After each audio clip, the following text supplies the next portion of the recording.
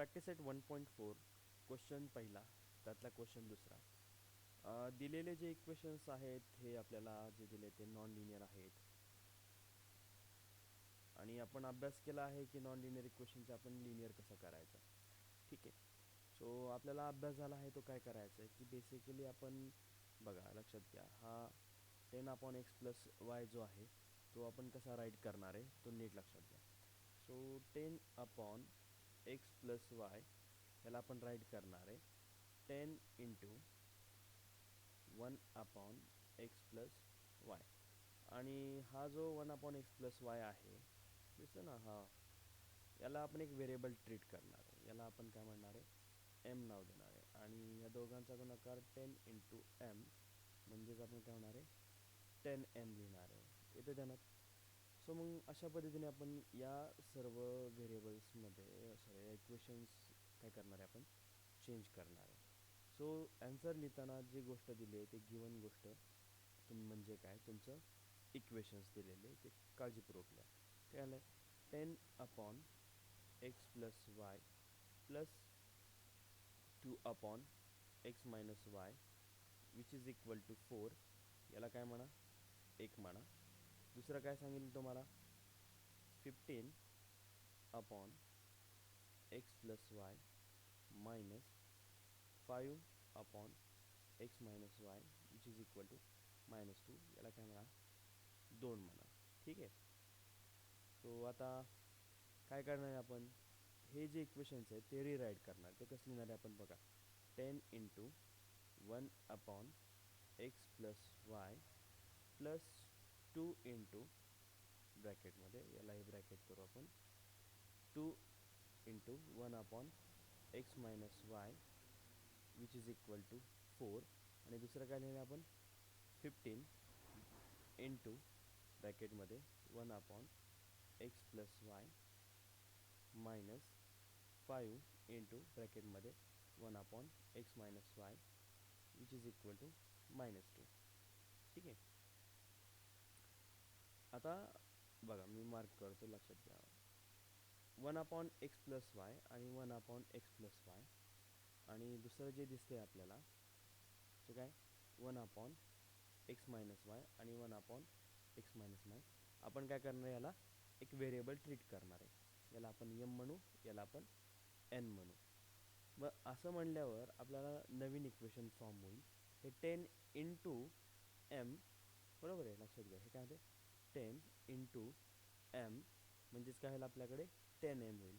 आता जे सबस्टिट्यूशन आपण चेंज करणार आहे, ज्या ठिकाणी आपण बदल करणार आहे तो आपल्याला लिहिणं गरजेचं आहे. तो काय लिहायचं इथं, तर आपण लिहिणार आहे पुटिंग, बघा चेंजिंग काय करतो आहे, putting 1/x+y which is equal to m and 1/x-y which is equal to n. बघा मी काय चेंज केलं आहे, 1/x+y is equal two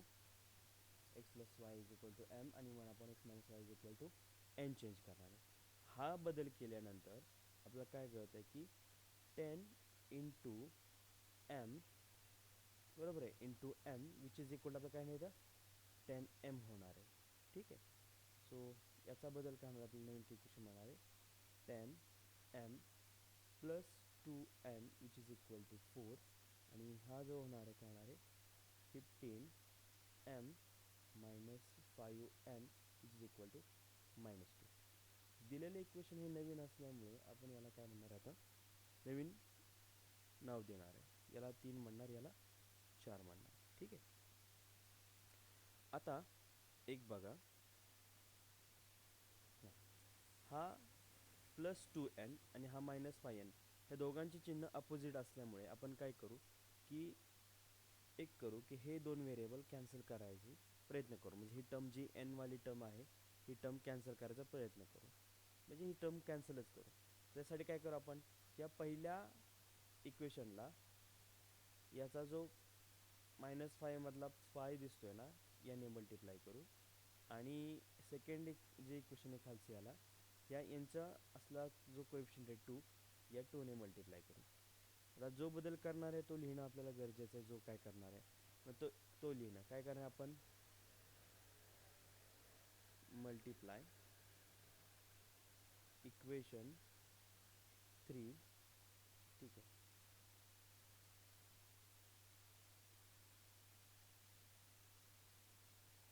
equation 3 by 5 and equation 4 by 2. ज्यावेळेस हे मल्टिप्लाय करू आपण कशाने, 5ने आणि 2ने, त्यावेळेस 5ने ज्यावेळेस तुम्ही याला मल्टिप्लाय करचाल, त्या 5ने 10ला सुद्धा मल्टिप्लाय होणार, 2ला पण मल्टिप्लाय होणार आणि 4लाही मल्टिप्लाय होणार. सो मल्टिप्लाय केलं त्यावेळेस 5ने जर 10ला मल्टिप्लाय केलं तर 5 इंटू 10 किती येणार आहे, 50m plus 5 into 2 10n which is equal to 4×5 ठीक आहे. 2ने याला मल्टिप्लाय करू, 15 2 जार 30m minus 10n which is equal to -4. आता जर आपण नीट बघितलं तर आपल्याला काय आढळून येते, हा +10 आणि हा -10 आहे, दोन्ही व्हेरिएबल्स कसे आहेत, दोन्ही टर्म्स कसे आहेत, आपल्याला सेम मिळाले. म्हणून आपण ज्यावेळेस यांची बेरीज करू त्यावेळेस हे दोन टर्म्स काय होतील, कॅन्सल होऊन जातील. सो काय करू आपण, ह्या दोन इक्वेशन्सचे, ह्याला आता नाव नसतं, आपण याला नवीन इक्वेशन, याला 5 म्हणू, याला 6 म्हणू. ठीक आहे, इथं काय लिहायचं, ॲडिंग इक्वेशन 5 अँड 6, काय म्हणणार आपण, 5 आणि 6 ॲड करू. सो काय होणार आहे, 50m plus 10n which is equal to 20 आणि 30m minus 10n is equal to -4. ज्यावेळेस आपण ॲडिशन करू, एक नोट इथं करून ठेवा, आपण कुठलीही ॲडिशन करू त्यावेळेस सेकंड इक्वेशनचे जे चिन्ह असतात त्यामध्ये कुठलाही बदल होत नाही. ठीक आहे, सो ते प्लस प्लस राहणार आणि मायनस मायनस राहणार. याच्यानं आपल्याला काय कळणार आहे की हे आता हा +10n मधून -10n काय होईल, कॅन्सल होईल, तो काय होऊन जाईल, कॅन्सल होईल. मग ही टर्म तर कॅन्सल झाली, सो हा आणि हा टर्म कॅन्सल झाली. राहिलं काय आपल्याकडे, 50m plus 30m which is equal to 80m which is equal to, या दोघांची बेरीज जर 20 अधिक वजा 4, हे याचं उत्तर येतं 16. So 80m which is equal to किती आलं आपल्याकडे, 16 आलं. ठीक आहे, so m is equal to 16/80, 16 16 80. So m किती मिळाला तुम्हाला, 1/5.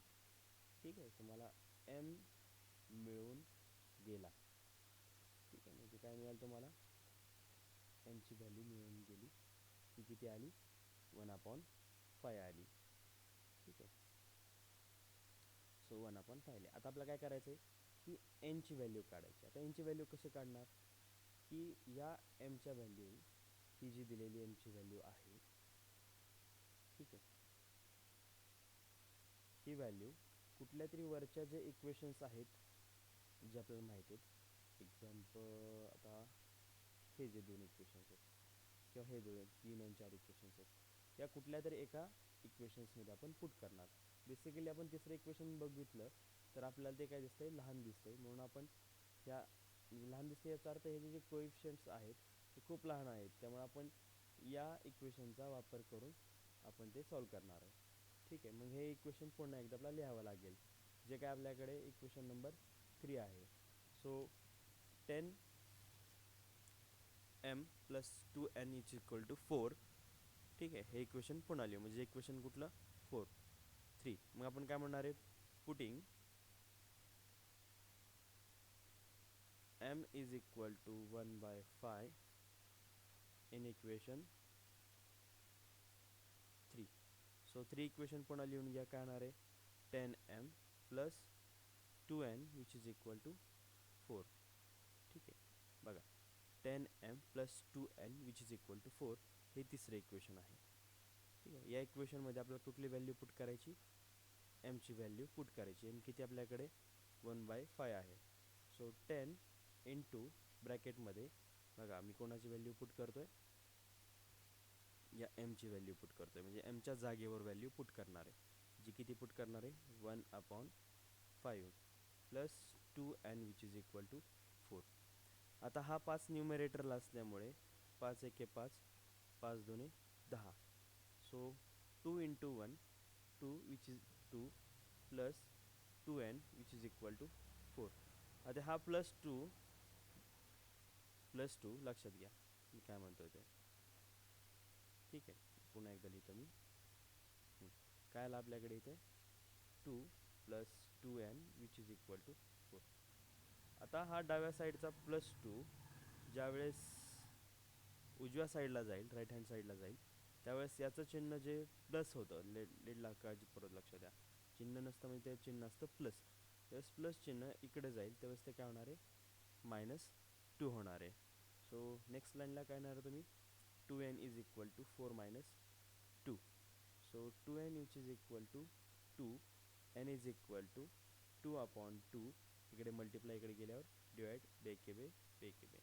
सो n किती येणार आहे तुमच्याकडे 1 मिळाला. ठीक आहे, ॲन्सर किती मिळालं यांचं तुम्हाला 1 मिळालं.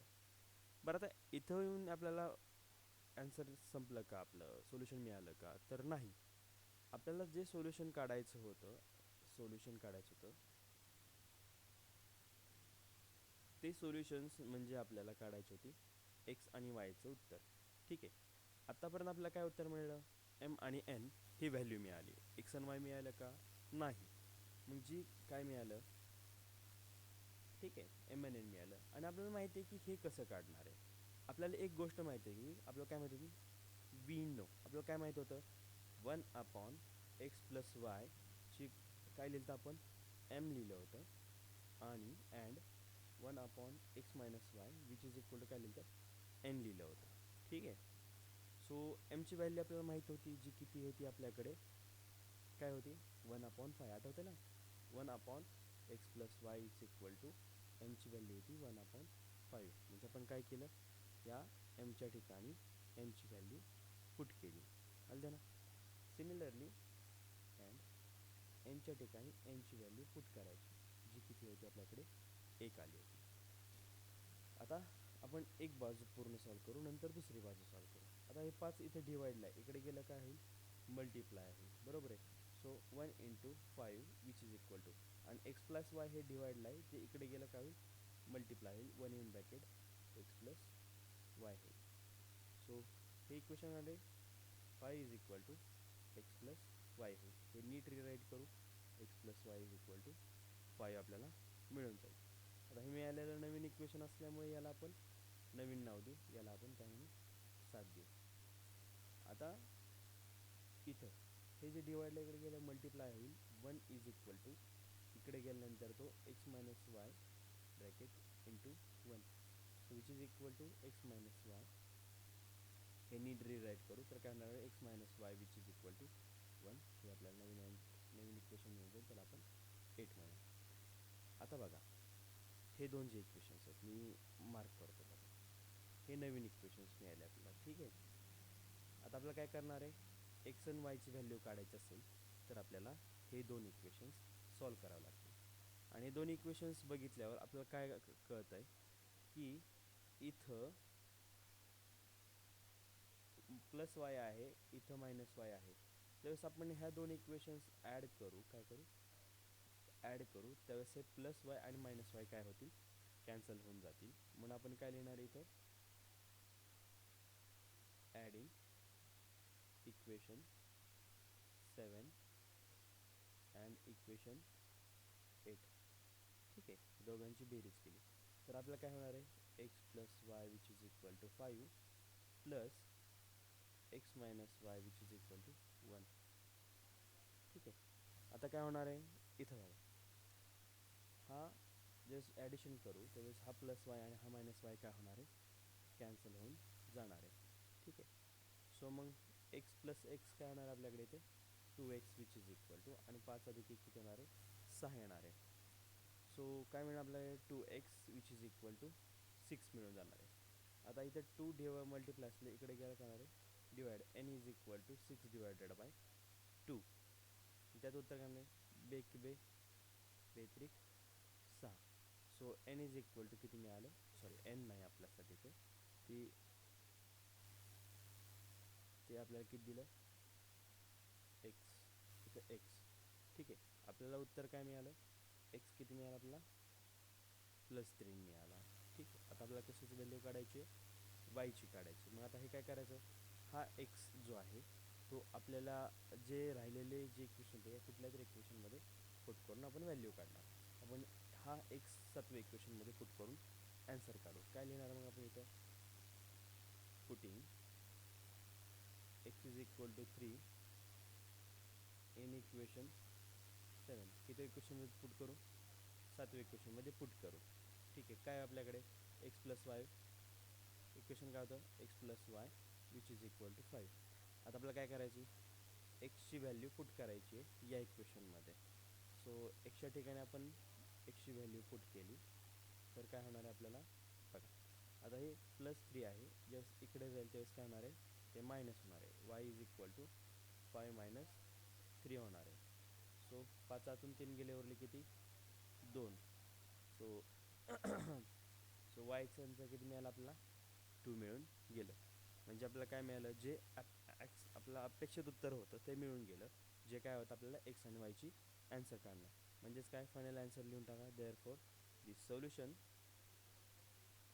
Of given